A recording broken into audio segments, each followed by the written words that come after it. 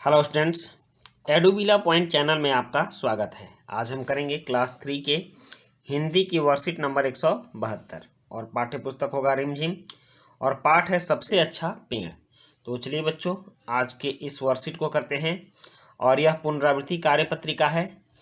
और नमस्ते प्यारे बच्चों, आपने पाठ सबसे अच्छा पेड़ पढ़ा और पाठ के माध्यम से जाना कि पेड़ों की हमारे जीवन में बहुत आवश्यकता है। पेड़ हमारे सच्चे मित्र हैं। चलिए अब देखते हैं कि हमने इस पाठ से और क्या क्या सीखा। तो प्रश्न 1 है, निम्नलिखित अनुच्छेद को बोलकर पढ़िए और इसमें आए जोड़े वाले शब्दों को ढूंढकर उन पर गोला लगाइए, जैसे मीठा मीठा। तो देखिए यहाँ जोड़े वाले शब्द कौन कौन है। तो 3 भाई थे। एक दिन सुबह सुबह तीनों नए घर की तलाश में निकल पड़े। गरम गरम धूप में वे सड़क पर चलते चले गए। थोड़ी देर में आम का बड़ा सा पेड़ आया, उसके नीचे ठंडी ठंडी छाया थी।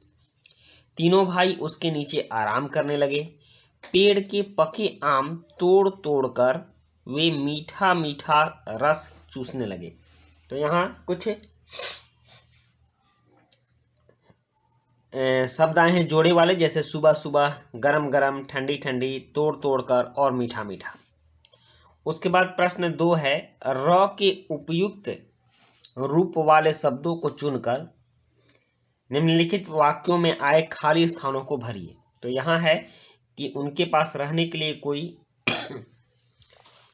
डैश नहीं था, तो डैश की जगह पर यहाँ होगा गृह। गृह मतलब होता है घर। उसके बाद तीनों भाई वृक्ष की ठंडी छाया में बैठ गए, तो यहाँ होगा वृक्ष। वृक्ष की ठंडी छाया में बैठ गए। ग है, सोहन को सर्प ने, तो सर्प आप ऐसे लिखेंगे, सर्प में यहाँ र का रेफ होगा। सर्प ने डंक मार दिया और मैं दौड़ में प्रथम स्थान पर, इस प्रथम को लिखिएगा, प्रथम स्थान पर आऊंगा। उसके बाद है, पाठ में तीनों भाइयों ने किन किन वृक्षों के पास अपनी अपनी झोपड़ियां बनाई, सही मिलान करके बताइए और दी गई खाली जगह में उन तीनों वृक्षों के चित्र भी बनाइए। तो बच्चों, पहला भाई ने क्या किया? पहला भाई ने आम के वृक्ष के पास अपनी झोपड़ी बनाई, तो आप इसको आम के वृक्ष से मिला दीजिएगा।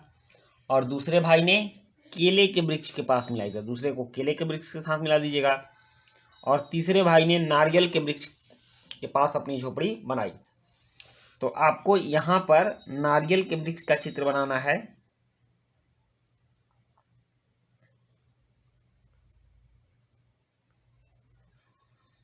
आप इस तरह से नारियल के वृक्ष का चित्र बना लेना और फिर यहां पर केले के वृक्ष का चित्र बनाना है, तो केले के वृक्ष का भी चित्र बना लेना।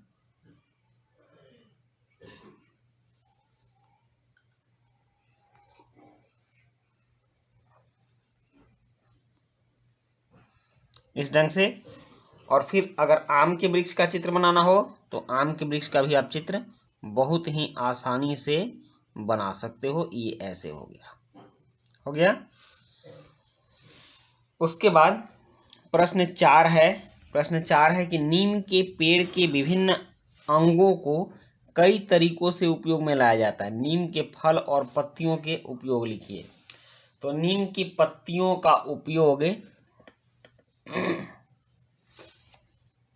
किस काम में आता है? तो नीम की पत्तियों का उपयोग दवा के रूप में किया जाता है। प्रश्न 4 है, यहाँ प्रश्न 4 है कि नीम की पत्ती, सबसे पहले नीम की पत्तियां, नीम की पत्तियां, तो आप लिख सकते हो कि नीम की पत्तियों का उपयोग दवा के रूप में किया जाता है।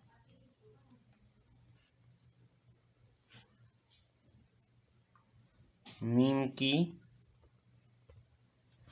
पत्तियों का उपयोग दवा के रूप में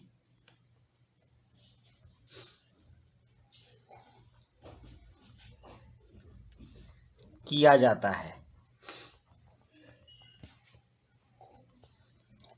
है। उसके बाद है नीम के फल, तो आप लिख सकते हो नीम के फल। नीम के फल का उपयोग किस चीज में किया जाता है? तो नीम के फल का उपयोग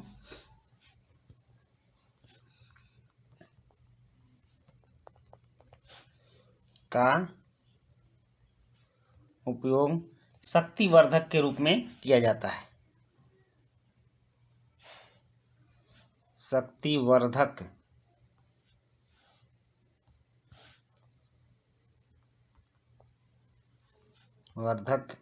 के रूप में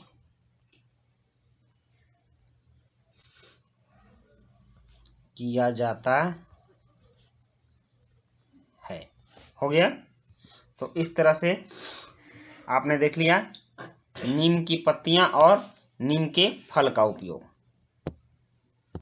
अब प्रश्न 5 है कि बच्चों, अगर आपको एक पेड़ लगाना हो तो आप कौन सा पेड़ लगाना पसंद करेंगे, यह भी बताइए कि आप वही पेड़ क्यों लगाना चाहेंगे।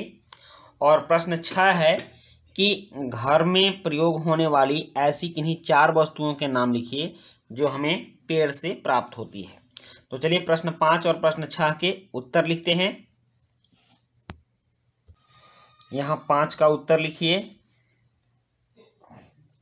उत्तर, अगर मुझे पेड़ लगाना हो तो मैं आम का पेड़ लगाऊंगा। आप लिख सकते हैं मैं आम का पेड़ लगाना पसंद करूंगा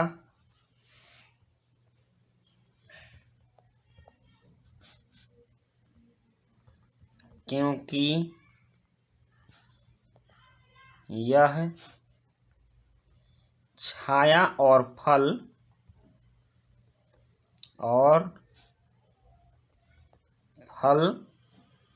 दोनों देता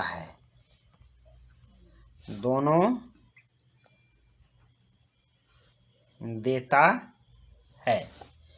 और इसके बाद प्रश्न 6 है। तो प्रश्न 6 है कि घर में प्रयोग होने वाली ऐसी किन्हीं 4 वस्तुओं के नाम लिखिए जो हमें पेड़ों से प्राप्त होती है। तो पेड़ों से हमें कौन कौन सी वस्तु प्राप्त होती है? आप प्रश्न 6 का उत्तर लिखिए। उत्तर, घर में हमें जो कुर्सी है यह पेड़ों की लकड़ी से प्राप्त हुई है, कुर्सी। उसके बाद फूल भी पेड़ों से आते हैं। और उसके बाद हमारे जो बेड होते हैं जैसे पलंग वगैरह, तो ये भी पेड़ों की लकड़ी से ही आते हैं। तो ये 4 चीज हो गए, कुर्सी, फल और फूल। तो यहाँ देख लीजिए, यहाँ प्रश्न 5 का उत्तर है कि मैं आम का पेड़ लगाना पसंद करूंगा क्योंकि यह छाया और फल दोनों देता है। और प्रश्न 6 का उत्तर हो गया कुर्सी, फल, फूल और पलंग, ये 4 चीजें हमें पेड़ों से प्राप्त होती हैं। इसी प्रकार अंत में अब अभिभावकों के लिए सुझाव है कि बच्चों को बताएं कि प्रत्येक वर्ष 18 से 27 फरवरी तक ताज महोत्सव मनाया जाता है। 1983 में यूनेस्को द्वारा ताजमहल को विश्व धरोहर स्थल घोषित किया गया।